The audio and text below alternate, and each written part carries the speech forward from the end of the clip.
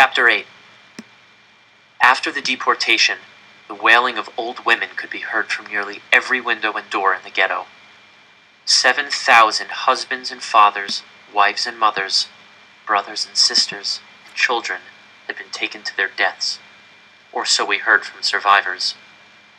Rumors were whispered in the streets that shootings in the woods were too much trouble for the Nazis.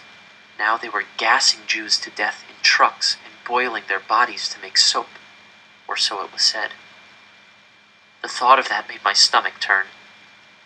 There were more deportations, but for a time there were smaller selections, like those that had come before.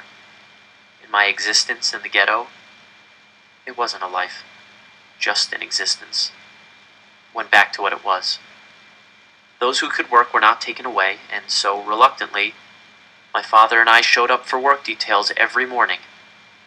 I was assigned to a tailor shop, and the work was manageable, but it seemed as if my former life, school, friends, time to play and read, belonged to another world entirely. One afternoon after work, I made a fateful decision. I went by a friend's house instead of going directly back to my family's rooftop hideaway. If I had gone straight home, if I had gone out to get our rations with my mother and father, things might have turned out very differently than they did. The streets of the ghetto were empty when I finally headed home that day. The emptiness could only mean one thing: another deportation. When the Nazis came looking for Jews to deport, all the people who lived on the streets found places to hide.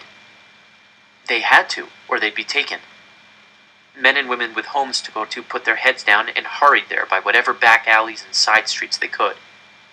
I skirted down Limanoskego Street, ready to duck behind a busted-up piece of furniture or hide in a pile of old rags if I heard the Nazis coming. I was almost home when I heard the bark of German officers around the corner and the shuffling of shoes on pavement. I scanned the area for any place I could hide, but there wasn't one. I squeezed myself into a corner on the other side of a short set of stairs to an apartment building and tried to disappear into the shadows. The Nazi officers marched by in the street in front of me. All they had to do was turn their heads to see me, but they kept their eyes forward, followed by a ragtag group of Jews who were being deported. I watched them go by, a few hundred or so, their heads bent low and every one of them silent as the grave. Wait. There, in the middle of the crowd. I froze. Was that my mother and father? I stood on my toes trying to see into the mass of people, but the angle had changed. I was standing in plain sight now, my head and shoulders well over the top of the short flight of stairs, but I didn't care. Were my parents in that deportation? Maybe I'd just seen a couple who resembled them. I wanted to scream.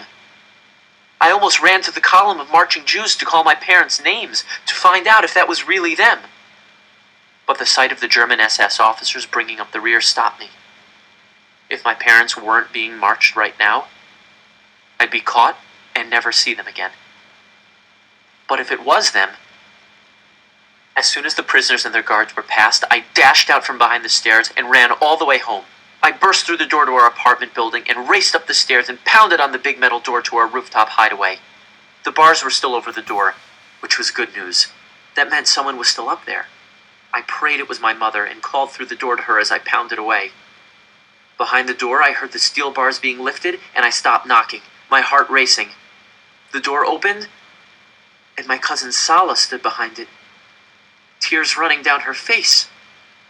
"No," I said. "No!" My knees went weak, and I closed my eyes against the truth that was coming. "Janek," Sala said. "Janek, thank God you're all right." "Where are they?" I demanded, even though I already knew. "Sala, where are my parents?" "I'm so sorry, Janek. The Nazis grabbed them as they were coming back from buying bread. I saw them taken. Right there in the street in front of the building." I staggered through the door and into the pigeon coop that had been our home, our sanctuary for more than a year. It was totally empty. I fell to my knees and sobbed. Sala put her hand on my shoulder, but I could barely feel it. Mama, Papa, they were gone. My family was gone. I felt like my heart was being wrenched out of my chest. The emptiness of the pigeon coop weighed heavy on me. I was the only one left. How would I survive? Why should I survive? Maybe I should just go and give myself to the Nazis, I thought with bitterness, with defeat. No, I thought.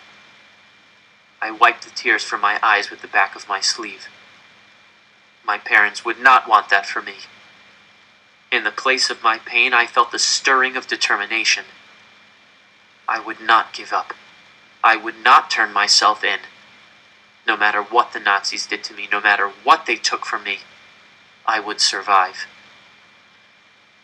I was 13 years old, and my parents were gone. I was all alone in the world, but I would survive on my own.